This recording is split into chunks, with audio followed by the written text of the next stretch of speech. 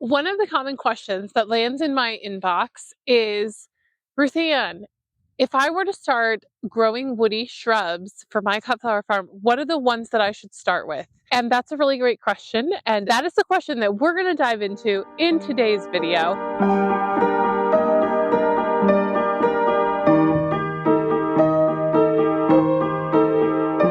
Welcome back. My name is Ruthann. I'm from Abundant Blooms Flower Farm in Door, Michigan, where the sun is shining and a cold Arctic wind is blowing.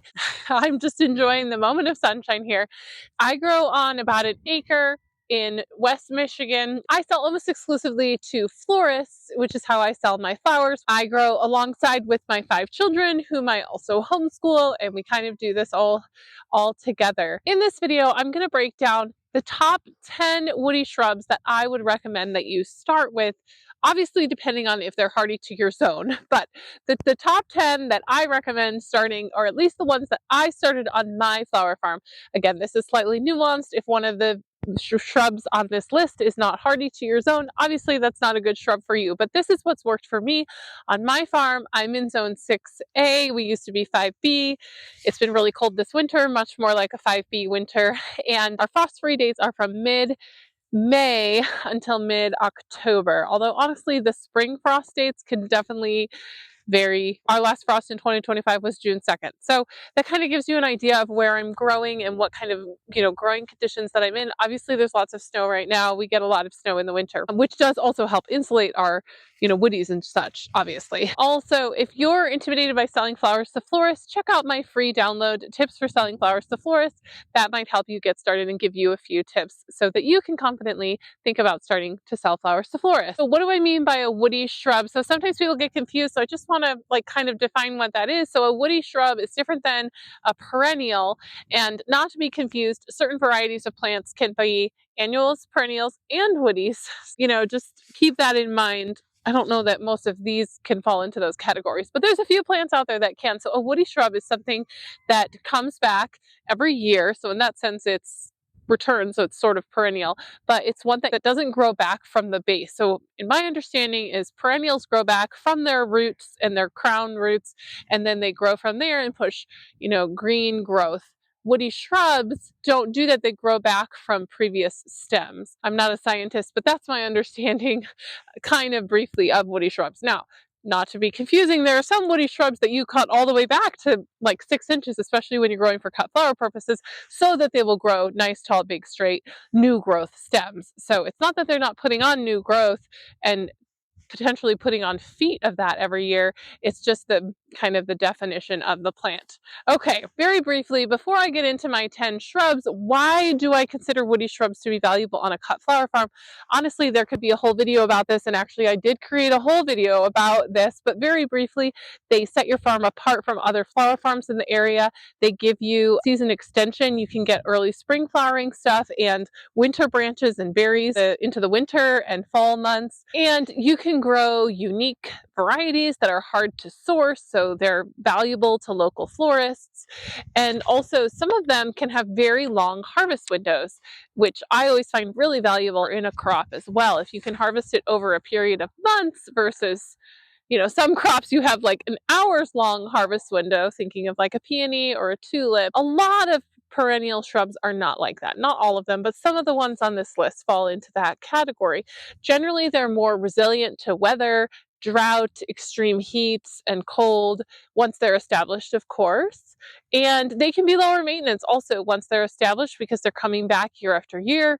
And as they grow, in my experience, they grow and get bigger and bigger. I hardly have to even weed under my woody shrubs because they're planted so tightly for cut flower purposes, and they just have generally a lower maintenance than of like an annual crop bed that you're continually flipping, or even for perennials that you have to divide depending on the perennial. And then personally for me, I just think it's a very long-term thing. In some ways, when you're, like I talked about a couple years ago, I planted almost 1,000 shrubs on my farm in 2024. Yeah, that sent a real signal to my florists that, wow, she's really serious about this flower farming thing. Like, when you put in 10 grand to shrubs and perennials that are going to get better and better with age, you're sending a signal to your customers that you're here for the long haul and you're committed to this and it's really important to you. I also love the saying from Jenny Love. She always talks about woody shrubs are her retirement plan. So I always kind of like to think about that as well. Briefly, there are some downsides to growing woody shrubs. One is that obviously they take up permanent space. You don't really want to move these. And so once they're planted and established, they're going to stay there and take up permanent crop space year round. Now there is potentially some possibility for intercropping, maybe with some bulbs or things like that, but pretty much they're taking up permanent space the whole 365 days, and that's all you can really grow there. The other thing is they can take time to mature. There are not very many woodies that mature really quickly and that you can harvest off of your first year. There's one or two, but not very many, and there are some that can take 3-4 years, 5 years to establish, and there's others that are mature on old wood. So no matter how mature and old your crop is, like for an ilex, for example, you're only going to be able to harvest off of old year wood. So that crop, no matter how mature the plant is going to take 2 years. We're in a place where you can sell that crop. A few things before we get started into this. A lot of people ask me, what is the minimum that I recommend you start with? For me and my farm, for selling flowers to florists and thinking of larger production, I like 20. And even after doing 20, now at my scale, really 30 to 40 is really a better minimum. That's mine. I would pretty much start with 20. At Spring Meadows, their tray is 16 for their quick turns. So a lot of mine were started as 16. I got 16 of each plant.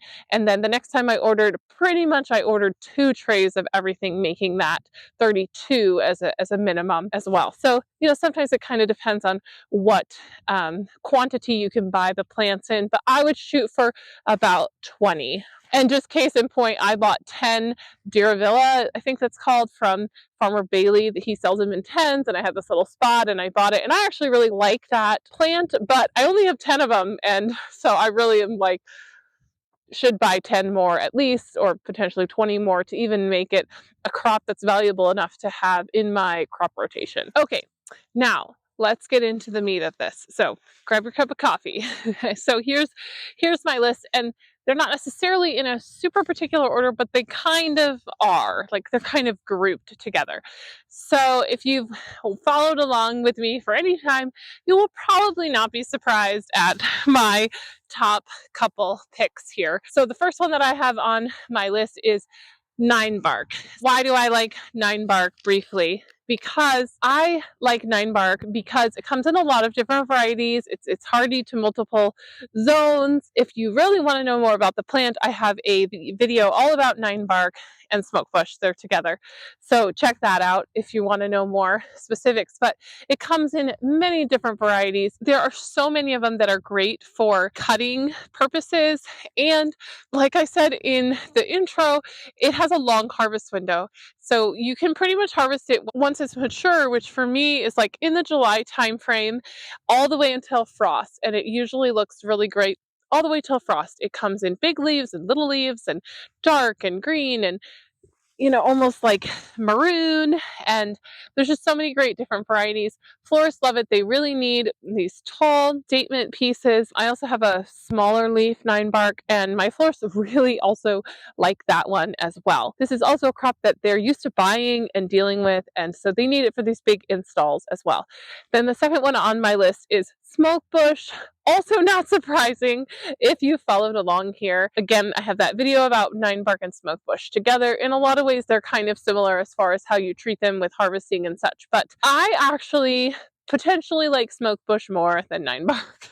It's a little less fussy post-harvest if you treat it correctly. It just is really great. I like the shape of the leaves. It's a circular shape. I have the dark variety, but I do have the chartreusey green variety that I planted in 2024 that's maturing, so I'm hoping to be able to sell that this summer. Also, Smokebush and Ninebark mature more quickly than other crops. I would say after 2 years, you'll probably get some kind of harvest off of them. So that's helpful that that you don't have to wait a super long time, and then they will just burst out of the ground. I caught them back to about 18 inches, and most varieties grow taller than I am. The other thing with Smokebush is I sold out of every single stem every single year that I've had it.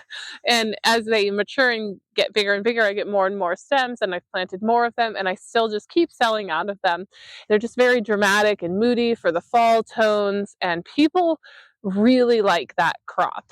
That's for the second one on my list.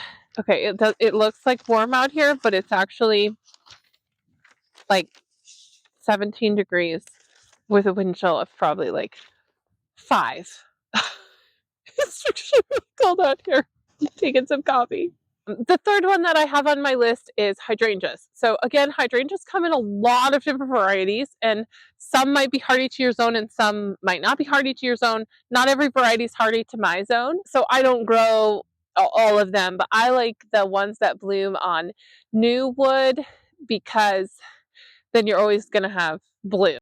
So some of the ones that bloom on old wood, after we have a winter like this, they probably won't bloom. And so I tend to stay away from the macrophylla ones, and just grow the ones that like the arborescens ones. So I also have a video all about hydrangeas and go into all the varieties that I grow, but I have been really impressed with a couple of the different ones that I've grown. You can't go wrong with things like Limelight or Limelight Prime. The quick fires are also really great, and they have kind of a little bit of a different texture and shape, and they bloom a little bit earlier. So it's kind of nice if you can stagger some bloom times and get different shapes and colors. And I have actually found that the florists really are looking for these, and it might be a little bit trendy. I hope it's not trendy. They're really looking for these large statement flowers. You can sell them for a good price. They take a little bit to mature, but once you have a mature limelight, you can harvest 70 blooms, 50 to 70 blooms off of mature limelight hydrangea. So that's really a lot off of one plant. So, and if you're selling them for $250 a stem, that's a lot of money off of one plant. So they definitely, I feel like, really pull their weight, give you a big statement, bloom. I really like hydrangeas. Moving on to number 4. So again, probably not surprised, I really like, this is Snowberry or Symphocarpus. This is grown for the berries that mature for me, like late summer, early fall, like end of August and September. There are different varieties that will mature at differing times, so sometimes that can kind of stagger your bloom time. I think 4 or 5 varieties of snowberries now.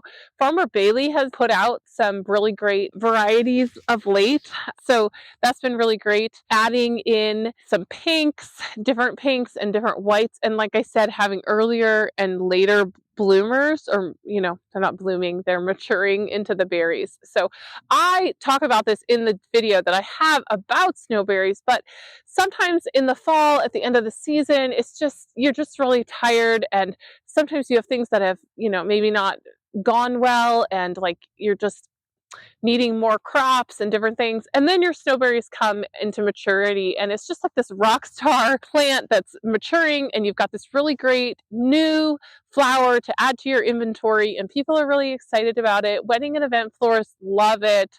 It really holds up pretty well, and they're just these big beefy branching stems, and so they could just be a really great addition to your farm. They're pretty easy to grow, although you got to watch out for the caterpillars that'll eat them in the spring, and they mature very quickly. These are the ones that you cut back to 6 inches in the late winter, and they will grow several feet and give you really good stem length. But not only that, they will do this if you plant them in the fall, you will be able to sell them the following year. So like the following fall, which is pretty unusual for a woody shrub. Now, yes, they're going to start producing more and give you more as they mature, but even in their second year, it's a pretty phenomenal crop. So they're kind of, in my mind, as a woody, they're a quick win, and they just have a lot of stuff going for them. So I would kind of group these top 4 that I've just talked about almost together, like Ninebark, Smokebush, hydrangeas, and snowberries. And those, if that's all you're growing, I really think you're adding a lot to your crop plan, to your farm. You're adding a fall interest with a berry. You're adding 2 great foliages that both have a super long harvest window. and you're adding a summer, large blooming, helpful for wedding and events. And even if you're making bouquets with the hydrangeas, you're adding this big bloom. So those are like my top 4. And then we're going to head into the bottom 6, or the 6 below this. Those have a little bit more nuance to them. Some of them take longer to mature, but if you want to really dig deeper into the woodies, these are the next ones that I would add to your list. Okay, so the next one is Viburnum. Viburnum takes a little bit longer to mature, which is part of the reason why it's bumped down on the list. But there are so many great varieties of Viburnum. You can grow them for their early spring flowers. Like for us, it's almost Mother's Day. They're one of the earliest spring flowers, certain types like the snowball viburnums. And you can grow I can't remember the Latin name, but from Spring Meadows, it's called Glitters and Glows, which is a male and female put together. So you don't have to have a male and a female. And it is grown for the berries that mature in the fall. They get these blue berries on them. Super beautiful. They have great foliage. My florists love them. They're really beefy. Did take a couple years to mature, like 3 to 4. So, and even this year I didn't sell tons of them. So they do take a little bit longer to mature. They are also other, summer white blooming ones. So I've heard Jenny Love say she's never grown a viburnum she doesn't like. So there's lots of great options for viburnum as well. In 2024, when I added those 900 shrubs, which if you want to know exactly what I added to my farm, I did a video all about that. Viburnum was a big one that I added. Multiple different varieties of viburnum and adding more viburnum to my crop plan. Okay, moving right along to number 6. This is Philadelphus, or mock orange.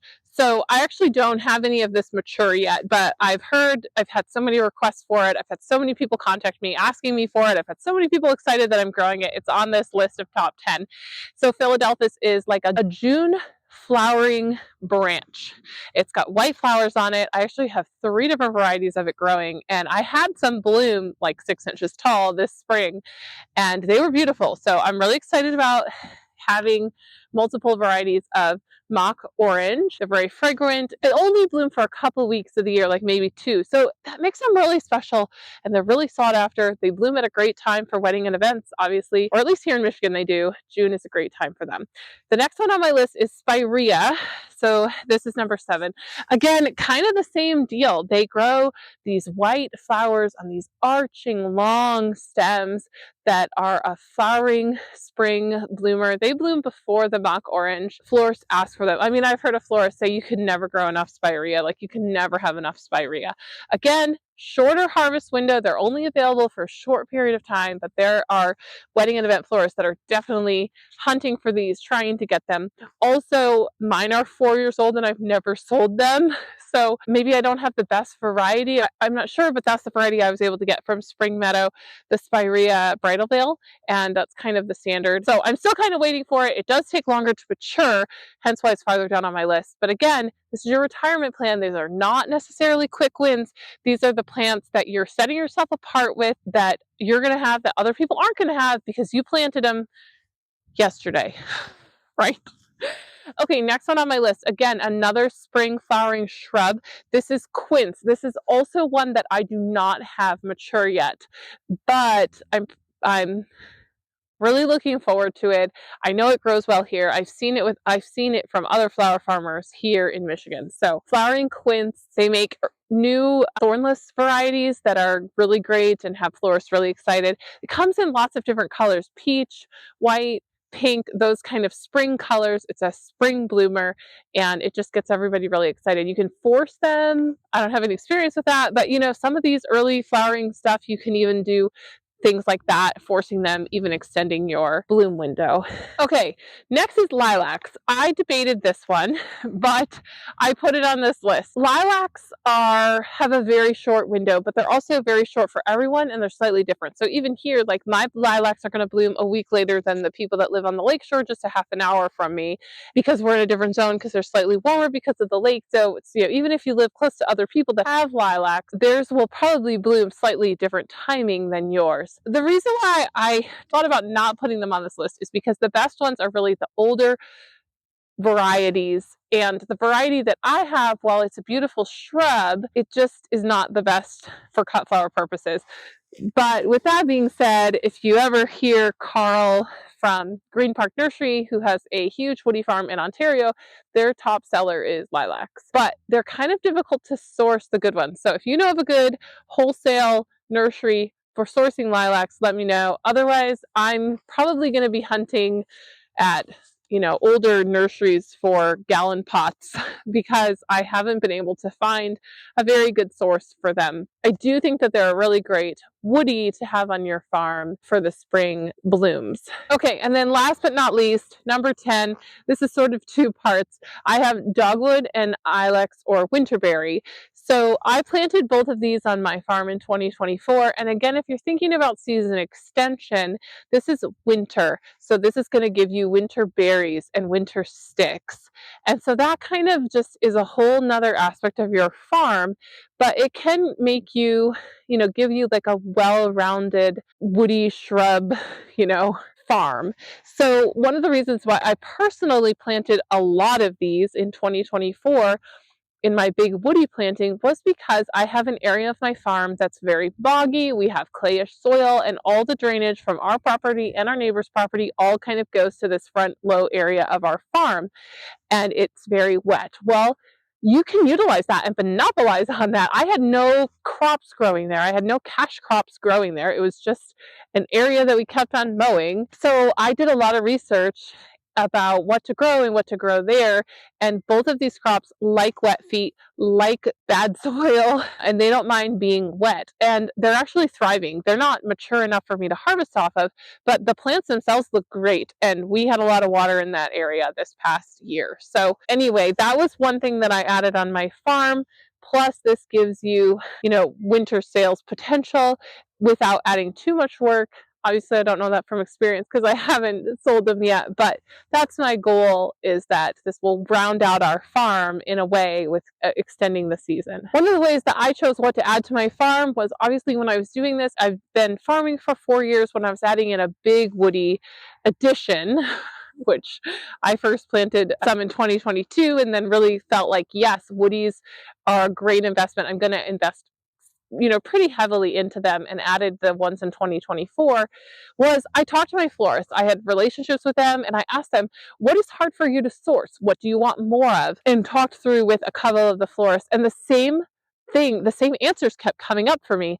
They specifically, multiple of them talked about wanting winterberry. And then the other thing that really came up was they wanted flowering spring branches, quince, spirea, mock orange, lilacs, those kinds of things. So that is one reason why I invested into them, and they've proven to be correct, and they're all selling, the ones that are mature enough anyway. Matching your crops to your customer is also really important. So that's things that I talk about a lot in my course too, like matching your crop plan to your florist, to your customers, and just tweaking it, doing things like that. So if you want to dive deeper into that, you can check that out. So this is not an exhaustive list. This is just what's worked for me in my farm. Obviously, if you're in the south, Ninebark might not grow for you because all it does is gets powdery mildew. So, obviously do your own research, but this might be a helpful starting point for you of things that have grown on my farm. What I like about this list is it gives you flowering spring branches, summer foliage, fall berries, and winter berries and branches as well. So I think it just kind of is a well-rounded thing. So think about your crop plan and how you can add different things into it to make your whole crop plan just more sustainable and well-rounded, kind of. So you're giving your customers a well-rounded selection so they can come back to you, not just for their zinnias and marigolds and cosmos, but also for your smokebush and ninebark. And then they're going to learn, hey, you're the one that has the woody shrubs. That's kind of what I'm getting known as here in West Michigan. At least that's what some of my florists have told me, is so they know they can get these things from me, and then they can get all the other stuff from me as well, because not everyone has 80 smokebush or 80 ninebark that they're growing. So not only can they get it from me, they can get it in large quantities. I don't have 80 of the exact same smokebush, but the different varieties, like I'm racking up like almost 100 plants of some of the different crops. If you enjoyed this video, check out some of those other videos that I talked about. I'm going to link here the one about Smokebush and Ninebark because I really do think that's a great starting point. It'll give you more details on those crops and you can check that out. And I hope you enjoy that. And thanks so much for following along. I have had some just beautiful emails from some of you and really been able to connect with some of you in the comments and in email. And I really appreciate you all being here. I don't feel like I say that enough. This YouTube journey and community is been a really fun thing for me and our farm. And I hope that you enjoy that. Careful sneak peek. If you waited all the way to the end, here it is. I am creating a membership for flower farmers. I will put a link. It'll just say add to the waitlist. So if you want to be added to the waitlist about when the membership comes out, the link will just take you to my website, but it'll tag you as you're interested in the membership. So I'm hoping to come out with that soon-ish. I'm not giving a date, but I'm really excited about creating a community where we can have flower farmers come together and talk more in depth about things like woodies and perennials and selling to florists and really get into some nitty-gritty stuff. So I'm pretty excited about that development. So if you have any suggestions or ideas for me too, shoot me an email. I'd love to hear your thoughts on that as well. So that's my little sneak peek or preview about what's coming up in the future here at Abundant Blooms. And until next time, I hope you're having a great time farming and maybe enjoying some rest this winter and reading a book by the fire. That's what I like to do. See you next time.